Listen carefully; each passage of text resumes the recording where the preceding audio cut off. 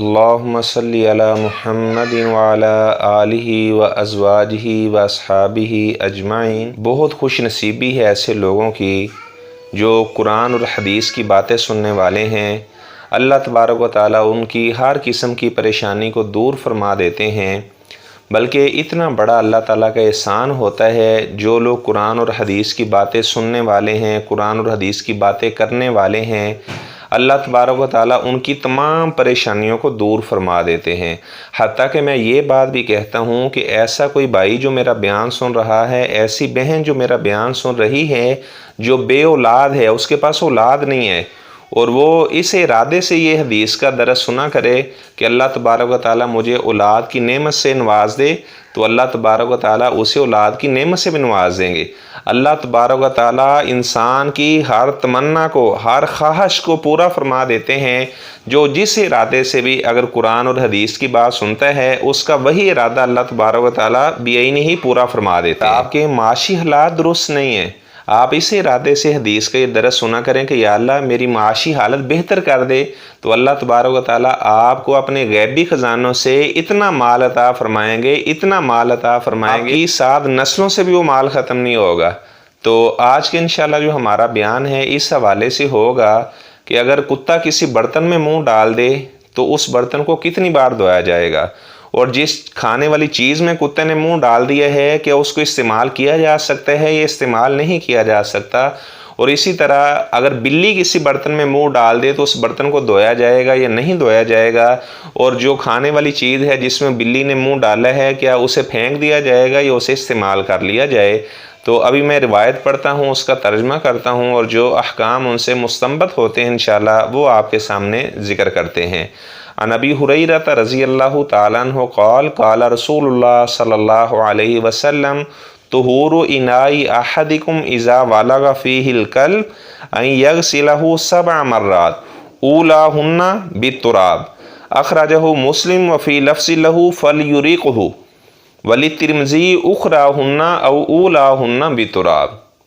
آپ صلی اللہ علیہ وسلم کے صحابی فقیہ امت حضرت ابو ہریرہ رضی اللہ تعالیٰ عنہ روایت کرتے ہیں،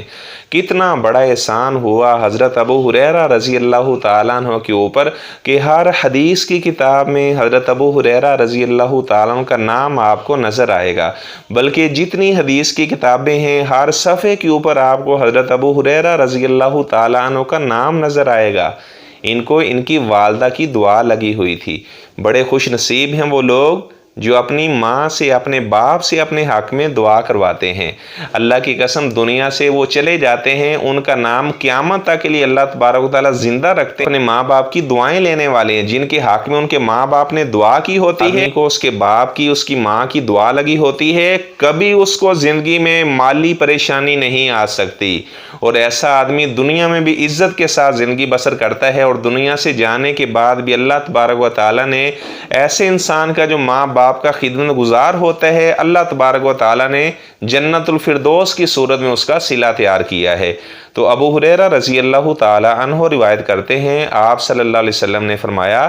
تم میں سے کسی کا برتن کو پاک کرنا اذا ولغ فیہ الکلب، جب اس میں کتا منہ ڈال دے، ان یغسلہ 7 مرات، کہ اس برتن کو پھر 7 مرتبہ دھویا جائے گا۔ اس حدیث سے کیا پتہ چلا کہ کتا خود بھی نجس ہے، اور جس برتن میں کتا منہ ڈال دے گا وہ برتن بھی نجس ہو جائے گا، اور جس کھانے والی چیز میں یا پینے والی چیز میں کتے نے منہ ڈالا ہے وہ بھی نجس ہو جائے گی۔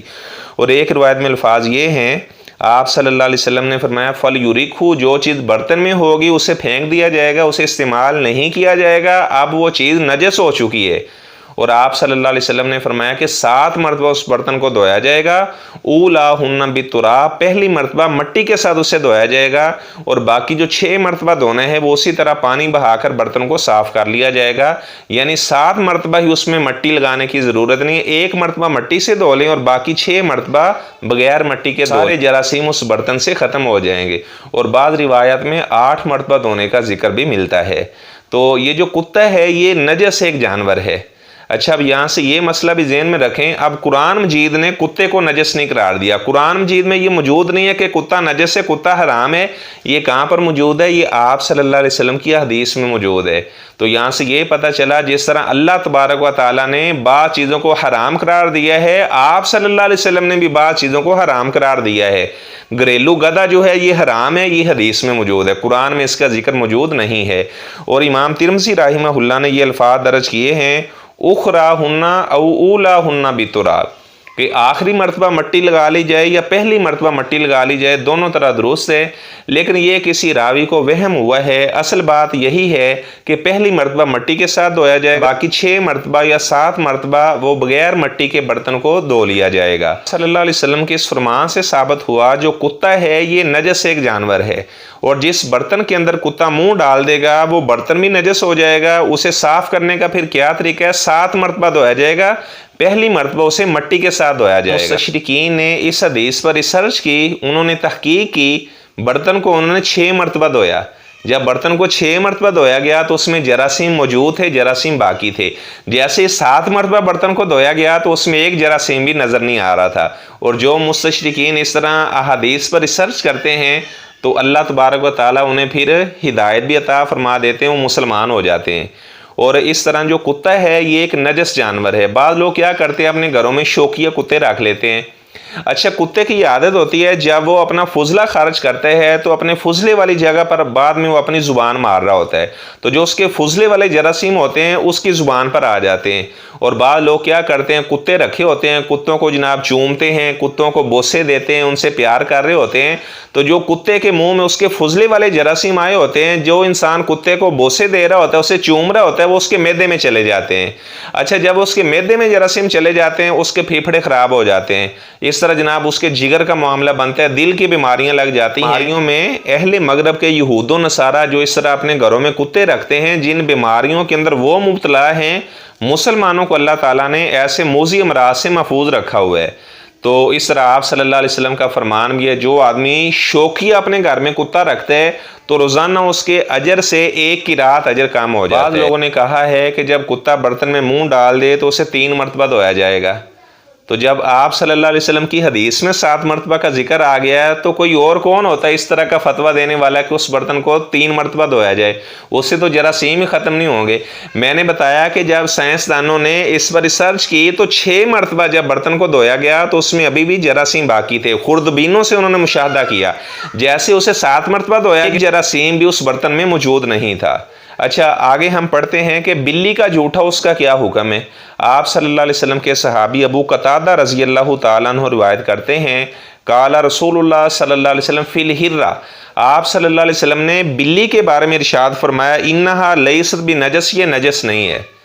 یعنی جو بلی ہے یہ خود بھی نجس نہیں ہے، اور جس برتن کے اندر بلی منہ مار دے گی تو وہ برتن بھی نجس نہیں ہوگا، اور جو کھانے والی چیز یا پینے والی چیز برتن میں موجود ہے وہ بھی نجس نہیں ہوگی۔ اگر آپ کا دل مانے تو آپ اسے استعمال کر سکتے ہیں۔ آپ صلی اللہ علیہ وسلم نے فرمایا، انما ہی من الطوافین علیکم، یہ تو ایسا جانور ہے جس کی بار بار آپ کے گھر میں آمد و رفت ہوتی رہتی ہے۔ یعنی بلی کو آپ صلی اللہ علیہ وسلم نے نجس قرار نہیں دیا۔ حدیث کا پس منظر یہ ہے کہ حضرت ابو قتادہ رضی اللہ تعالیٰ عنہ، ایک برتن میں ان کے لیے پانی رکھا گیا وضو کرنے کے لیے۔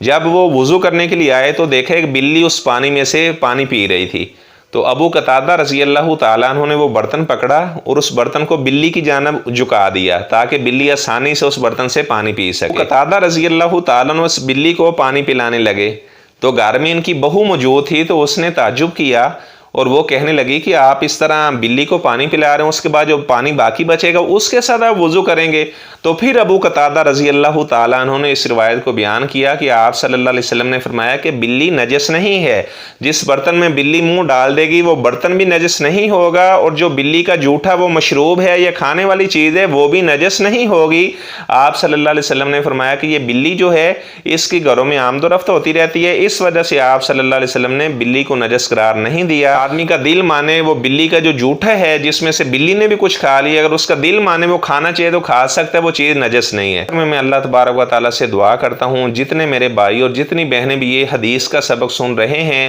اللہ تبارک و تعالیٰ ان کے ایمان میں اضافہ فرمائے۔ اللہ تبارک و تعالیٰ ایسے لوگوں کو جو حدیث کا علم پڑھنے والے ہیں، پڑھانے والے ہیں، سیکھنے سکھانے کا جذبہ رکھنے والے ہیں، اللہ تبارک و تعالیٰ دنیا کی ہر پریشانی سے انہیں محفوظ رکھے۔ تبارک و تعالیٰ اپنے غیبی خزانوں سے ان کی مدد فرمائے۔ السلام علیکم ورحمۃ اللہ وبرکاتہ۔ آپ جب یہ حدیث والا لیکچر سنیں تو آپ ان باتوں کو آگے بھی شیئر کر دیا، ہمارے زیادہ سے زیادہ مسلمان بھائی وہ بھی ان دینی احکامات کو سیکھ